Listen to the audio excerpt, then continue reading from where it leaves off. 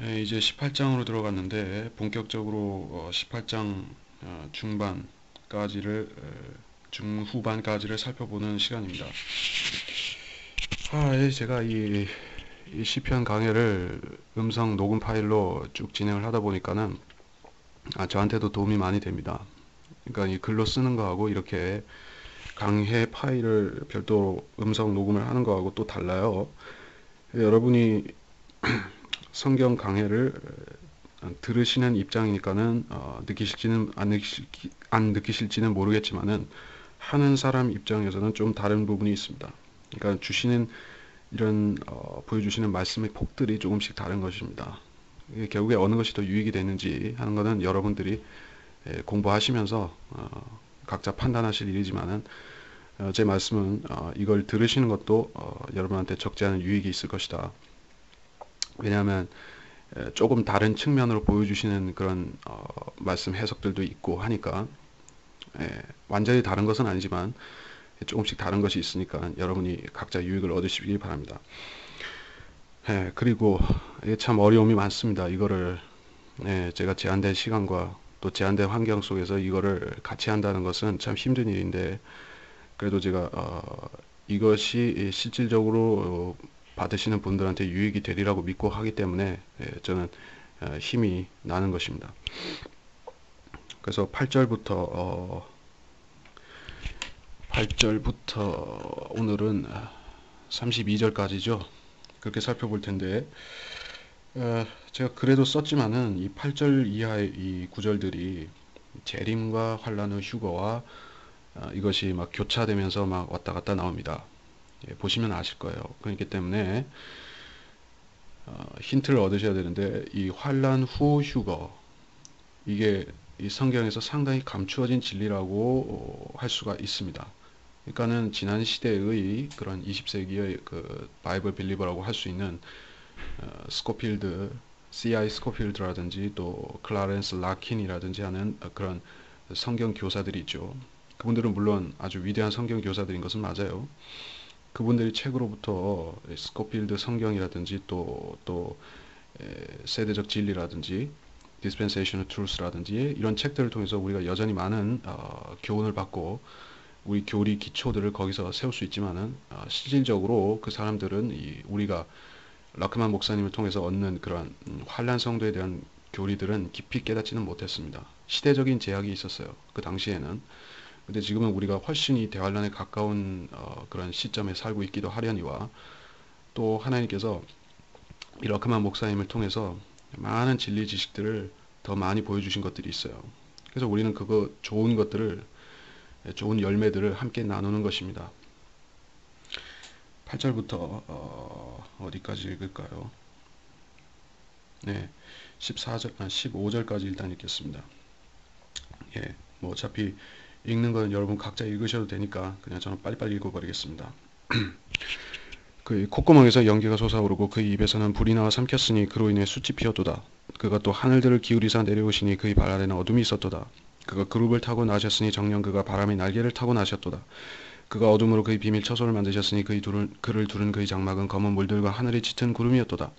그의 앞에 있는 광채에서 그의 짙은 구름이 지나가니 우박과 숯불 덩이가 내렸도다. 주께서 또한 하늘들에서 천둥을 바라셨고 가장 높으신 분이 음성을 내셨으니 우박과 숯불 덩이가 내렸도다. 정녕 그가 그의 화살을 쏘아서 그들을 흩으셨으며 번개들을 쏘아서 그들을 패주시키셨도다. 그때 오 주여 주의 책망과 내시는 콧김에 물들이 통로들이 보였고 세상의 기초들이 드러났나이다. 자, 이 한마디로 말해서 이거는 재림과 관련된 문맥인 거는 여러분이 그냥 뭐 막 주워 먹을 수 있는 사실입니다. 전혀 어렵지 않아요. 근데 사실 조금 분별해야 되는 부분이 여기에 환란 후 휴거에 대한 이 교리가 좀 섞여 있어요. 섞여 있다고요. 그렇기 때문에 그 사실만 잘 분별하면은 여러분은 이 구절을 잘 통과하실 수가 있습니다. 자, 8절은 우리가 어떻게 이해할 수 있습니까? 콧구멍에서 연기가 솟아오른다. 입에서는 불이 나와 삼킨다. 숯이 핀다. 야, 이거 보면은 이게 꼭 마귀 같잖아요. 그렇죠. 사람들이 생각하는 마귀가 딱 지옥에서 이렇게 생겼잖아요. 오, 콧구멍에서 연기가 솟아나죠. 예, 불이 나오죠. 실제로 마귀가 이렇게 생긴 거예요. 욥기에 보면은 욥기에 보면은 사탄이 요렇게 생겼단 말이죠. 41장 욥기 41장 19에서 21절 보면은 막 입에서 불이 나오고 콧구멍에서 연기가 나옵니다. 그러니까 꼭 담배 피는 사람 같이 생겼죠. 그러니까 성경이 담배 피는 것을 어떻게 말했느냐, 사람들이 막 가볍게 얘기를 하죠. 담배 피워도 괜찮은 거 아니야? 성경이 피우지 말라고 한 게 없으니까. 술은 뭐라고 했지만은 담배는 뭐라고 안 했으니까 피워도 된다. 이제 사실 보면은 욥기 같은데 보면은 담배 피는 것 같은 모습이 나오는 거예요. 그 알고 봤더니 그게 사탄인 것이죠. 근데 알고 보니까 그 사탄도 이 노하시는 하나님의 그런 용모를 흉내낸 것이잖아요. 그래가지고 자기도 이렇게 비슷하게 꾸미는 것이에요. 근데 사실은 사탄은 하나님을 흉내낸 것이지 하나님은 아니잖아요. 그러니까 제가 한마디로 정리해서 말하자면은 사탄은 아버지 하나님을 흉내내서 이렇게 보이려고 하고 이 적그리스도도 아들인 예수 그리스도를 흉내내서 그렇게 비슷하게 나타나고 선지자 거짓 선지자도 발람 유형의 거짓 선지자죠. 성령을 흉내내는 것입니다. 그렇게 그들의 세 부분이 서로 조화를 이루기 때문에 말하자면 이것을 unholy, ungodly trinity다. 불경스러운 삼위일체다. 우리가 이렇게 말을 할 수가 있습니다. 8절에서 그랬었고 이제 9절에서 이제 마침내 주님께서 내려오시는데, 그러니까 내려오신다는 이 문맥을 우리가 지상 재림 딱 그 한 사건으로 고정시키면 안 됩니다. 주님께서는 사실은 환란 전 휴거 때도 일어나셔서 또 내려오시잖아요. 그리고 환란 후 휴거 때도 또 일어나서 내려오시잖아요. 그리고 결정적으로 지상 재림 때는 완전히 일어나서 내려오시잖아요. 그러니까 세 사건이 있는데 여기서 하늘들을 기울이사 내려오시는 이것은 언제 사건이냐? 우리가 굳이 나눠서 한번 분별을 해보자면은 10절, 11절, 12절, 12절은 조금 애매하고 10절, 11절만 보면은 이거는 환란 후 휴거 때 오시는 거하고 관련이 있는 것 같습니다. 왜냐하면은 10절에 보면 그룹을 타고 나셨으니 이런 표현이 나오죠. 이 그룹이 어디 있어요? 에스겔서에도 나오고 이 계시록에도 나오고, 이 그룹은 실제로 있는 하늘에 있는 네 생물이에요. 네 짐승이고 네 생물이에요. 그러니까 이들 아주 독특하게 생겼죠. 날개도 있고. 그룹은 천사가 아닙니다. 그러니까 이 그룹이라는 존재는 얘네들은 하나님께서 이 보좌를 옹이하게 하시는 존재고, 주님께서 이 밑으로 내려오실 때는 그들을 타고 나실 수도 있는 거예요. 이동식 보좌를 그들이 보좌하는 그런 존재가 되는 것입니다. 에워싸는 존재인 것이에요. 근데 여기서 보니까 그룹을 타고 나신다 했으니까는 이걸 흡사 보면은 성부 하나님이 그럼 내려오신다는 얘기인가 이렇게 생각할 수 있는데 조금 상황이 다르죠. 그룹들이 아니라 네 그룹이 아니라 그룹을 타고 나셨으니 이렇게 된 걸 보니까는 이 네 그룹 중에 한 마리를 타고 하나님께서 성자 하나님 예수 그리스도께서 내려오시는 모양이죠. 그래서 바람이 날개를 타고 나셨도다. 그러면서 11절에 보니까는 이 검은 물들과 하늘에 짙은 구름이다. 이것이 나옵니다. 자, 이 구름 얘기가 나오기 때문에 우리가 유심히 볼 필요가 있는 것입니다. 구름이 나오면 우리가 유심히 봐야 될 부분이 이거는 환란 후 휴거 때 주님께서 나타나시는 것과 분명히 관련이 있습니다. 그러니까는 이 검은 물들도 나오죠. 이 검은 물들은 창세기 1장 2절에 나온 그 기품이고, 욥기 38장 30절, 41장 32절, 하박국 3장 10절 뭐 이런 데 나오는 기품이에요. 둘째 하늘 셋째 하늘 사이에 있는 거대한 물이죠. 그러니까는 결정적으로 이 기품 검은 물들이 나왔으니까는 이 짙은 구름이라는 것은 보통 구름이 아니죠. 그러니까 말하자면은 우리가 성운층이 있죠. 이 우주에 보면은 그런 짙은 구름, 그것이 우리가 구름이라고 부릅니다. 구름 운자 쓰잖아요. 성운. 성간 구름이다. 별들 사이에 펼쳐져 있는 구름 대역이다. 이런 엄청난 구름을 말할 수 있는 것이죠. 주님께서는 저 셋째 하늘에서 둘째 하늘을 거쳐서 오시니까는 그런 엄청난 구름을 몰고 오시는 거예요. 그러니까 땅에 있는 자들이 그거를 딱 쳐다보면은 와, 기가 막히겠죠. 무시무시하겠죠. 그런 구름 말하는 것이다. 우리가 알아야 될 것이고, 자, 그것이 환란 후 휴거 때 환란 성도들을 데려오실 때 주님이 구름을 타고 오시리라 하는 그 말씀하고 연결이 된다. 그렇게 이해를 하고 넘어가면 될 것입니다. 자, 그래서 12절에 보면 그의 앞에 있는 광채에서 짙은 구름이 지나간다. 또 구름 얘기가 나오면서 이번에는 우박과 숯불덩이가 내린다. 이렇게 되어 있습니다. 그러니까 이거는 지상 재림하고 막 연결이 될 것 같이 보이죠. 예. 제가 볼 때도 실제적으로 이거는 이 우박과 숯불덩이라는 것은 지상 재림하고 관련이 있는 말입니다. 그렇기 때문에 이 구절에 대한 뭐 결정적인 해석은 조금 유보를 해야겠죠. 이게 환란 후 휴거 때냐 아니면 지상 재림 때냐. 예, 사실 포인트는 여기서 중요한 포인트는 그것보다는 이런 현상이 실제로 일어난다는 것입니다. 실제로 일어난다는 것이죠. 그것이 어디 나오느냐. 아니요, 제가 본문에는 다 인용을 했을 텐데, 예, 본문에는 다 인용을 했죠.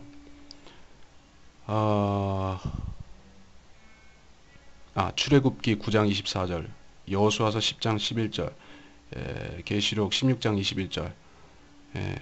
제가 이 글 본문에 이 구절 인용을 이렇게 다 이렇게 글로 안 하고 이렇게 몇 절만 했는데 사실은 이걸 프린트 아웃해서 쓰시는 분들이 있으니까는 너무 길어질까 봐서 그렇게 했습니다. 근데 사실은 이 성경 구절 본문을 다 인용을 해서 쓰는 것이 좋긴 좋습니다. 그래서 13절에 보면은 우박과 숯불덩이가 내렸다. 이것은 재림 때 있을 사건의 문맥이다. 그렇게 사건에 대한 것이다. 이렇게 보면 됩니다. 14절에서부터는 진짜 재림이죠. 그 화살들을 쏘아서 흩으시고 번개들을 쏘아서 폐류시키신다. 이거는 아마겟돈 재림을 말씀하시는 것이죠. 15절에서 보면은 주의 책망과 대신 그 콧김에 물들이 통로들, 물들이 통로, 이거는 저 위에 있는 물들을 말하는 것이죠. 실제 하늘에서 내려오실 때 이 물들의 통로가 생긴다고요. 그 군대가 물에 안 젖고 내려오려면은 주님께서 통로를 개척하셔야 되잖아요. 그래서 이 홍해바다 가를 때 주님께서 콧김을 훅 불어서 그걸 말려버리셨듯이 이렇게 물들의 길이 열리고 그들이 마른 공간을 쭉 이 군대가 내려오는 것입니다. 또 세상의 기초들이 드러났나이다. 예, 그러니까 이 세상의 기초가 사실은 물들 아래에 있었던 것이에요. 이 세상은 물 아래에 있었고 이 물하고 이 지구하고 나눠지니까는 주님께서 여기에 리플레니시 다시 채우신 것이잖아요. 아담에게 다시 채우라 이렇게 명령하셨으면서 그렇게 보면은 이전 세상에도 하나님의 아들들이라는 존재들이 있었던 것을 우리가 알 수가 있는 것이죠. 자, 그래서 16절 이하에 읽으면 그가 위에서 보내시어 나를 취하시고 많은 물들에서 나를 건져내셨도다. 그가 나의 강한 원수와 나를 미워하는 자들에게서 나를 구해 주셨으니 이는 그들이 내게 너무 강하였음이라. 그들이 나의 재앙의 날에 나를 막았으나 주께서는 나의 의지가 되셨도다. 그가 또 나를 넓은 곳으로 데리고 나오시고 나를 구하셨으니 이는 그가 나를 기뻐하셨음이라. 주께서 나의 의를 따라 내게 상 주시고 내 손의 정결함을 따라 내게 갚으셨으니 이는 내가 주의 길을 지켰고 내 하나님께로도 악하게 떠나지 아니하였음이며 그의 모든 명령들이 내 앞에 있었고 내게서 그의 규례들을 치워버리지 않았음이라. 자, 22절까지만 일단 끊겠습니다. 그래서 자, 이 16절에 보면은 이게 환란 후 휴거인 것이 또 나오죠. 어떻게 되냐면은 위에서 보내시어 나를 취하시고 그래요. 위에서 누군가를 보냈대요. 성부 하나님이 성자 예수님을 보내신 거예요. 환란 후 휴거죠. 그러면서 나 환란 성도를 취하시고 독수리가 먹잇감을 낚아채듯이 휴거가 그 라틴어에서 나온 것이잖아요. 예, 낚아채다라는 라틴어에서 나온 말이죠. 그래서 낚아채고 많은 물들에서 나를 건져내셨도다. 이 팔레스타인 땅에 큰 홍수가 나죠. 어떤 홍수입니까? 계시록 12장 16절에 보면 그 홍수가 나오잖아요. 용이 그 입에서 입을 벌려서 물을 토해내서 그들을 온통 잠기게 만들잖아요. 거기서 건져내신다는 말입니다. 그래서 17절에 보면 나의 강한 원수 나를 미워하는 자들, 이들이 바로 적그리스도와 그 따르는 무리들이죠. 그들이 굉장히 강하기 때문에 주님께서 반드시 도와주셔야지만 이 환난 성도들이 남아날 수가 있는 것이에요. 안 그러면 전부 다 죽임을 당하거나 끝나는 것입니다. 그래서 18절에 나의 재앙의 날에 나를 막았으나 주께서는 나의 의지가 되셨도다. 그러니까 주님께서 환난 후 휴거의 시점을 아주 결정적인 타이밍에 잡아서 그들을 구출하시는 것입니다. 생존한 환난 성도들, 그리고 남아있는 유대인들 중에서 그때 메시아를 영접한 그런 유대인들을 주님께서 불러 올리신 때 갑자기 하시면서 또 때마침 그 홍수가 일어나서 다 죽게 되면 그때 싹 끌어올리시는 것입니다. 예. 그래서 19절에 보면 나를 넓은 곳으로 데리고 나오시고, 예, 그쵸. 그들은 너무너무 핍박을 받고 하다 보니까 땅굴 속으로 들어가고 좁디 좁은 곳에 몸도 누일 수 없는 곳에 숨어서 숨을 죽이고 그렇게 몇 년을 살았을 것이죠. 근데 갑자기 주님께서 그들을 데리고 올라오시더니 넓은 곳으로 데리고 나오셨다. 얼마나 넓습니까? 이 우주가. 그러니까 우리가 이 휴거 받을 때 이 둘째 하늘 통과하면 다 보게 될 것이잖아요. 이 은하계도 보고 이 성운들도 보고 엄청난 별들이 많이 있죠. 블랙홀도 있고. 하여간 우리가 그런 걸 쭉 통과하면서 보게 되면은 이야, 이 우주가 그러니까 찬송가에 주 하나님 지으신 모든 세계 내 마음속에 그리워볼 때 그 찬송가가 나오지 않겠습니까? 그러니까 환란 성도들도 그때 보면은 이야, 이 우주가 정말로 넓구나, 광대하구나, 주님께서 지으신 세상이 참 아름답다, 이 얘기하는 것이죠. 결국에 나를 넓은 곳으로 데리고 나오시고 나를 구하셨으니 그런 감사를 드리는 것입니다. 그래서 20절, 21절, 20절부터 그 이하를 보면은 이 환란 성도가 드리는 고백이고, 또 말하자면 이 구절에서 예수 그리스도 자신이 하는 고백도 되고, 어쨌든 이것은 자기 의를 가지고 구원을 받은 사람이 이렇게 고백을 할 수가 있는 것이에요. 이렇게 말하죠. 나의 의를 따라 내게 상 주시고 내 손의 정결함을 따라 내게 갚으셨나이다. 어떻게 보면 우리가 이런 고백을 하긴 참 어렵죠. 그러니까 우리가 구원을 받았다 해도 우리 육신에 여전히 죄가 있기 때문에 우리는 계속해서 예수 그리스도의 피로 우리의 남은 허물들을, 육신의 허물들을 주님께 고하고 용서받고, 그렇죠? 우리 혼의 죄는 용서받았지만은 결국에 우리가 하늘 나라에 도달할 때까지는 우리 몸의 죄들과 싸워야 되기 때문에 결국에 우리는 완전한 승리를 구하기 위해서는 좀 기다려야 되는 것입니다. 근데 이 환난 성도는 이렇게 고백을 하는 것이에요. 내 손의 정결함이라. 그러니까 그런 사람이 구원을 받는다는 얘기예요. 율법적으로 죄가 없는 사람, 율법적으로 죄를 짓지 않는 사람, 그러니까 어린 양의 피로 죄를 계속 씻어내는 것이죠. 그들의 혼의 죄까지도 말하는 것입니다. 구속을 받지 못했기 때문에, 거듭나지 못했기 때문에 그들은 계속 죄를 씻어서 어린 양의 피로 그들의 옷을 희게 한다. 계시록에 보면 그런 표현이 나오는데, 씻어서 희게 한다. 이거는 행위구원인 것이죠.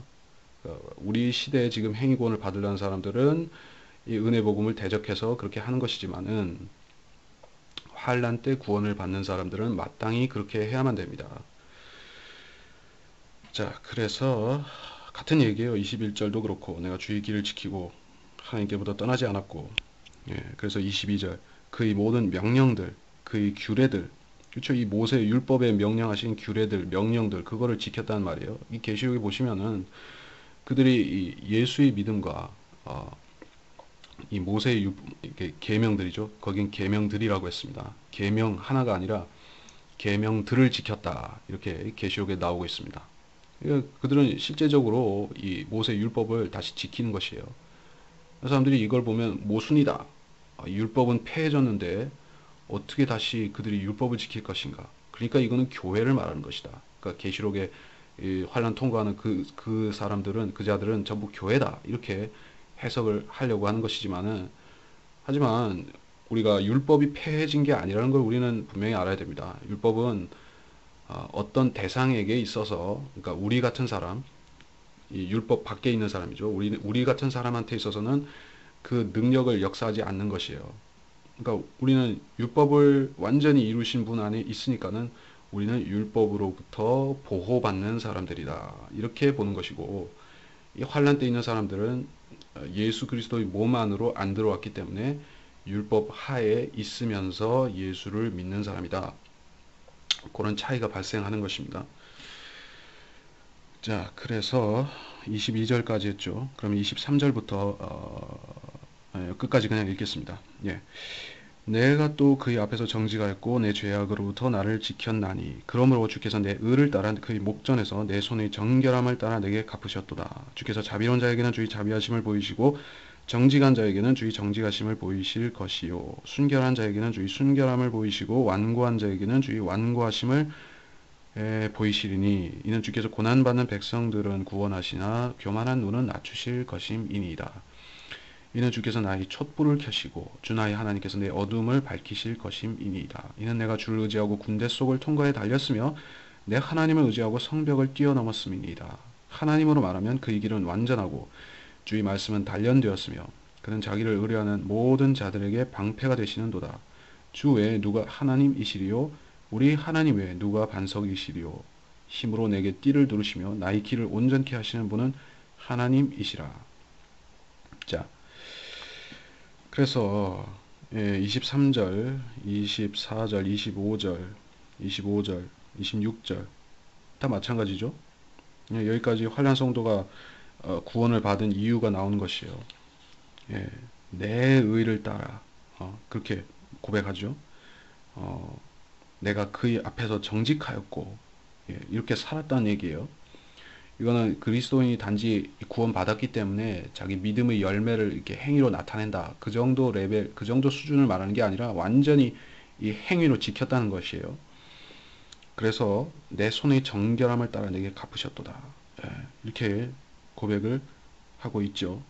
그러니까 이 24절은 우리 시대의 의인들은 아닌 것이고 환란 시대 구원을 받는 사람 혹은 다윗 같은 구약 성도의 구원이거나 혹은 예수 그리스도 자신의 그런 온전한 의, 이루신 의, 그것을 말하는 것일 수도 있습니다.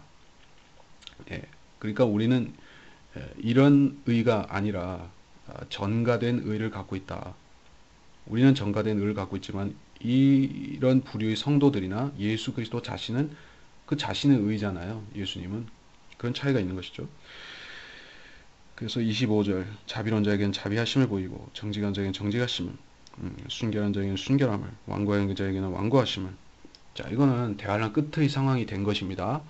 이거는 조금 중요한 부분입니다. 제가 본문에 인용을 해놨지만은 계시록 22장 11절에 이런 취지의 같은 구절이 나오죠. 불의한 자는 불의함에, 더러운 자는 더러움에, 의로운 자는 의로움에, 거룩한 자는 거룩함에. 같은 얘기입니다. 그러니까 이 대환란 끝이 되면은 진짜 그때가 되면은 더 이상 사람들이 구원을 받을 다른 방법이 없어요. 대환란 때 사람들은 믿음과 행위와 그것을 가지고 끝까지 지켰어야 됩니다. 그러니까는 그것도 하지 않은 사람들 있잖아요. 대환란 때 지금 구원을 못 받은 사람들이 대환란에 넘어간다고 치면은 그 사람들이 지금 그냥 교회 다니고 그냥 띵까띵까 하면서 살았던 사람들이, 구원 안 받고도 살았던 사람들이 행위를 지켜서 구원을 받으면은 그때 이 예수 믿고 행위도 지켜서 구원을 받았으면 다행인데 그렇게조차 하지 않고 말하자면 지금 이 시대식으로 은혜만 의지해서 어떻게 통과해 보려고 했다거나 하면은 실족하는 것이죠. 그러니까 이것도 아니고 저것도 아닌 사람들, 그들은 끝장난다는 것입니다. 그래서 더 이상 구원의 기회가 열려 있는 것이 없다. 하나님께서 이제 아웃이다, 끝났다, 선언하시는 것입니다. 무서운 것이죠. 그러니까 이 교회 시대에 지금 구원을 받은 사람들은 그 커트라인에서 달랑달랑해서 지금 구원을 받는 것이에요. 대환란으로 넘어가면 진짜 마감 일보 직전이 되는 것이고 그때는 진짜 어렵게 구원을 끝까지 견뎌서 받는데 그것조차 넘어가면은 진짜 아웃이에요. 끝이에요. 더 이상 없습니다. 천년왕국 때요. 그 천년왕국 때 구원 받는 거는 진짜 더 어려워요. 그때는 진짜 오로지 행위, only 행위밖에 없습니다. 선하게 살아야 돼요. 예, 의롭게 살아야 돼요. 예, 믿음 더 없습니다. 믿음. 예수님이 이 땅에 계신데 뭘 더 믿는 것이에요. 믿음은 보이지 않는 하나님을 지금 소망하고 믿는 것이 믿음이지. 그때 가면 다 보이잖아요. 땅에서 다스리시는데. 그러니까 그때는 오로지 의롭게 살아야지 예, 천년왕국에서 복을 받고 또 영원 세계에 들어가서 살 수가 있고 그렇게 되는 것입니다. 그러니까 지금 은혜 시대에 지금 우리가 구원을 받은 것은 진짜 말하자면 이 로또 당첨과 같은 것이에요. 어떻게 해서 내가 예수님을 지금 은혜로 믿고 영접했다고 하는 것은 뭐 우연히 된 것이 뭐 그렇게 넘어갈 일이 아니고 예수 믿으나 안 믿으나 뭐 결국 그게 뭐 교회 다니나 안 다니나 결국 그게 그거 아니냐라고 생각할지라도 이 시대와 시대를 비교해 보고 우리 시대 끝에 있을 엄청난 일, 대환란, 그리고 그 뒤에 있을 또 엄청난 천년왕국 이런 거 시대와 시대를 다 나눠서 보게 되면 우리가 진짜 엄청난 구원을 받은 것이다. 이걸 올바로 깨달아야 된다는 것입니다. 자, 이 시편 성경 공부를 하는 그 취지와 목적도 사실 여기에 굉장히 포커스를 해서 하고 있는 것입니다. 단순히 이 대환란 때 이런 사건들이 있어 신기하지, 야 이런 일도 있어 이런 걸 단순히 그런 걸 알고 넘어간다는 차원이 아닌 것입니다. 예. 자, 그래서 27절부터죠. 고난받는 백성들은 구원하시나 교만한 눈은 낮추신다. 자, 이 교만한 눈에 대해서는 제가 본문에 잘 썼습니다. 그러니까 보시고, 야, 이 외눈가리가 많이 등장하잖아요. 지금 보면은 미국 달러 지폐에도 있지. 이거는 이미 예전부터 있었던 것이고, 이 아무 외눈깔들이 자꾸 나와요. 이 대표적인 게 또 뭐예요? 반지 제왕. 이 보면은 무슨 사우론이니 뭐 하는 게 나오잖아요. 그러면 외눈깔이 나와가지고 막 두리번 합니다. 실제로 존재하는 악한 눈이죠. 사탄이 이 적그리스도를 보내면은 그자가 이 오른 눈이 완전히 멀어버리잖아요. 그러면서 이 악한 외눈깔이 돼서 이 핏발 세운 외눈깔이 돼서 이 세상을 악하게 노려보는 것입니다. 그 눈을 낮추신다고요. 예, 적그리스도를 진토에 버리신다는 것이죠. 자, 그래서 28절에 보면 나의 촛불을 켜시고 내 어둠을 밝히신다. 이건 환난 성도의 구원에 대한 딱 예시가 나온 것이죠. 이 촛불에 대해서 우리가 어떤 구절에서 참고를 받을 수 있는가? 잠언 20장 27절에 보면 제가 본문에 인용했습니다. 사람의 영은 주의 촛불이라 이렇게 얘기했죠. 영이 촛불입니다. 그러니까는 그들이 이 촛불을 켜시고 이 뜻은 이들이 구속을 받았다. 예, 그 뜻입니다. 이 몸이 구속을 받아서 그들이 셋째 하늘로 가는 것이죠. 내 어둠을 밝히신다. 이 아브라함의 품이 어떤 곳인지 저는 잘 상상은 안 가지만은 거의 여기 하늘나라처럼 썩 좋을 것 같지는 않아요. 그렇죠? 아브라함의 품, 나사로가 같죠. 그러니까 이 나사로는 대환란 때 그 죽임 당하는 그 사람의 예표고, 근데 결국에 이 아브라함의 품에 있는 사람들도 거기가 썩 좋을 리는 없죠.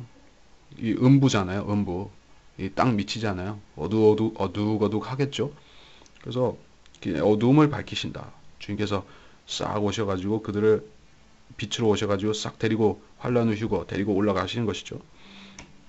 자, 그래서 29절. 이거는 또 전쟁이 갑자기 나오는데 이렇게 샥 들어 올려서 그 사람들을 이 환란 성도들 데리고 올라가시더니 이 사람들이 군대로 탈바꿈을 했어요. 군대로 바뀌었다고요. 그래가지고 군대 속을 통과해 달린다. 그렇죠. 2억의 군대, 기병대 거기를 통과해서 그들을 짓밟으면서 달리는 것이에요. 내 하나님을 의지하고 성벽을 뛰어넘었음이니이다. 요에서 2장 7절에 보면 이 하나님의 군대가 와서 이 예루살렘으로 진군하는 장면이 나오죠. 거기서 이 집들을 이렇게 막 벽들을 막 통과하면서 이 적군을 무찌릅니다. 예수님이 부활하신 몸이 얼마나 초자연적인 몸이었는가 우리가 알죠. 벽을 통과하시고 문도 통과하시고 그런 몸이죠. 그러니까 환난 성도들도 그러한 우리와 똑같은 그런 몸된 신분은 아니지만 그들도 초자연적인 몸을 받는다는 것을 우리가 알 수가 있습니다. 성벽을 뛰어넘는 데죠. 그리고 30절에 보면 하나님으로 말하면 그 길은 완전하고 말씀은 단련되었고 방패가 되시는도다. 예, 이 말씀이 칼이에요. 말씀이 칼이라고요. 이거는 잘 갈아진 어떤 날선 칼과 같습니다. 이걸 사용하는 사람은 자기가 전쟁 무기를 써서 이 적군을 죽일 수 있다는 걸 알아야 되는 것입니다. 이 말씀은 개미 한 마리도 실제로 죽일 수는 없는 것이지만은 이 영을, 이 영과 혼과 몸을 찔러 나눌 수 있는 그런 칼인 것이에요. 더 무서운 칼이죠. 육신의 칼보다도 더 무섭습니다. 근데 이 말씀의 무서움과 이런 이 엄중함을, 이것이 행하는 능력을 모르고 막 조장 헝칼처럼 쓰는 사람들이 있죠. 이 제독교의 목사들이 이 말씀의 능력을 모릅니다. 그렇기 때문에 그 자들은 막 떻게 말하는 것이요, 헬라어는 어떻고 히브리어는 어떻고 하면서 이 말씀을 가지고 장난을 칩니다. 그러면 하나님 말씀이 그 사람들을 찌르는 것이에요. 그러면 그 사람들의 양심이 망가지고 결국에 말씀을 전혀 이해할 수 없게 되는 것입니다. 무지해지는 것이요. 그래서 결국에는 이 사전이나 찾다가 결국에 인생을 끝나는 것입니다. 그래서 우리는 말씀을 깨달아야 되겠죠. 자, 31절, 32절. 주의 누가 하나님이시리요? 하나님의 누가 반석이시리요? 하나님이 반석이시죠. 반석이 예수 그리스도잖아요. 신약에 많이 나왔죠. 예수 그리스도는 반석이시다. 그리고 다니엘서에 보면 그 돌이, 뜨인 돌이 이 형상의 발을 쳐서 무너뜨린다. 돌 왕국이 된다. 예수 그리스도잖아요. 하나님이 반석이시다. 예수 그리스도가 바로 하나님이시다. 같은 얘기죠. 그러니까 이 삼위일체가 어디 성경에 어디 그렇게 나오느냐 사람들이 잘 모르는데, 그래서 요한 1서에서 삼위일체 구절을 막 삭제를 시키죠. 그러면서 삼위일체 같은 거 없다. 그렇게 얘기를 할지 모르지만은 사실은 성경에 어디서나 이 삼위일체에 대한 거는 많이 찾아볼 수가 있습니다. 심지어 이 자연 계시에도 삼위일체가 얼마나 풍성하게 있습니까? 그렇죠. 자, 그래서 32절. 힘으로 내게 띠를 두르시며 나의 길을 온전케 하시는 분. 띠를 두르신다. 이건 전쟁을 위해서 이렇게 하는 것이죠. 예, 탄띠를 두른다든지 띠를 두르고 이렇게 싸움에 나가는 것이죠. 나의 길을 온전케 하신다. 예, 그렇죠. 마찬가지 전쟁 용사로서 이렇게 환난 성도가 바뀌는 것이에요. 예, 솔로몬의 노래에서 제가 인용을 했지만은 거기 보면은 두 군대라, 술렘 여인에게서 두 군대를 본다, 합친 것 같다, 이렇게 말씀을 했습니다. 솔로몬의 노래 6장 13절에 보면 그런 말씀이 나옵니다. 예, 그러니까 환난 성도와 교회와 그들이 두 군대가 되어서 내려오고 그들이 이 땅을 공평하게 통치하는 것이죠. 환난 성도도 통치하고 교회도 통치하고 전리품으로서 이 유업들을 나누어 받고 우리가 정복한 땅을 통치하는 것입니다.